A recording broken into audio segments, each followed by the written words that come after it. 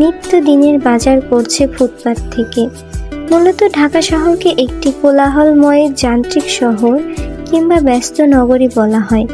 এখানে ঝড় বৃষ্টি যাই হোক, মানুষের কর্মব্যস্ততা সর্বদা থাকে। ঘনবসতির সঙ্গে গাড়ির যানজটের ব্যাপারটাও বেশ দেখা যায় এই নগরীকে কেন্দ্র করে। সন্ধ্যার ঝুম বৃষ্টিতে হুট তোলা রিকশা টিং টিং শব্দ করে চলে যাচ্ছে এ পথ থেকে ও পথে।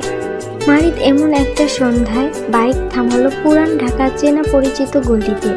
ততক্ষণে বৃষ্টিতে ভিজে দুপুরের পরা আকাশি রঙের শার্টটি পিঠে লেপ্টে গেছে।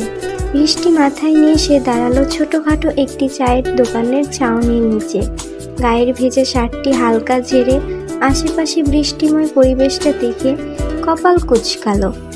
গরম গরম চা অর্ডার করে দৃষ্টি উঁচিয়ে তাকালো মেঘলা আকাশের দিকে।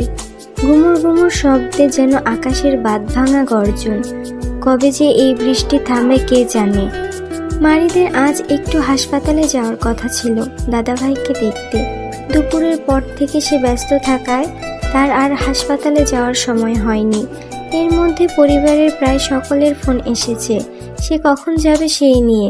কিন্তু আকাশের যা অবস্থা, মনে হয় না এই বৃষ্টি সকালের আগে থামবে। বৃষ্টি হলে আবার ঢাকার রাস্তায় চলাফেরা মুশকিল। রাস্তায় হাঁটু সমান পানি জমে একাকার অবস্থা। তখন মানুষের যাতায়াত করা শুধু মুশকিল নয়, দুষ্কর হয়ে পড়ে। আল্লাহ জানে এই দেশটা যে কবে ঠিক হয়। মারিদ বিরক্তি নিয়ে পকেট থেকে টিস্যু বের করে নিজের ভেজা মুখ মুছতে মুছতে তার পকেটের ফোনটি বেজে উঠল। মারিদ তাড়াহুড়ো করে ফোন বের করলো না। সে জানে এই অসময়ে তার পরিবার থেকেই কলটা আসবে, তাই সে ফোন রিসিভ করলো না।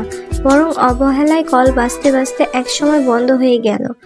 ততক্ষণে দোকানি লোকটা মারিদের হাতে চায়ের কাপটি এগিয়ে দিতে সে হাত বাড়িয়ে কাপটি হাতে নিল। ঠিক তখন আবারও তার পকেটে ফোনটি বেজে উঠল। পরপর দুবার রিং হতে মারিদ এক হাতে মাটির কাপটি চেপে অপর হাতে পকেট থেকে ফোন বের করে দেখতে পেল রিফাতের নামটি ভাসছে তার ফোনের স্ক্রিনে। মারিদ ফোনে ব্লুটুথ কানেক্ট করে ফোনটি আবার পকেটে ঢোকাতে ঢোকাতে কল রিসিভ করে বলল, বল। বল মানে? কই তুই? পুরান ঢাকায় আছি। ওইখানে কি করস? এসেছিলাম একটা কাজে। তুই বল। আমি কি বলবো? তোর না হাসপাতালে আসার কথা ছিল, এখনো আসলি না কেন? বৃষ্টিতে আটকা পড়েছি। বৃষ্টি থামলে সরাসরি হাসপাতালেই যাব। বৃষ্টিতে আটকা পড়েছিস মানে? তোর গাড়ি কই? গাড়ি নিয়ে আসিনি, বাইকে এসেছি। গাড়ি ছেড়ে হঠাৎ বাইক কেন? মেয়েলি চক্কর নাকি মামা? প্রেমিকা সঙ্গে আছে?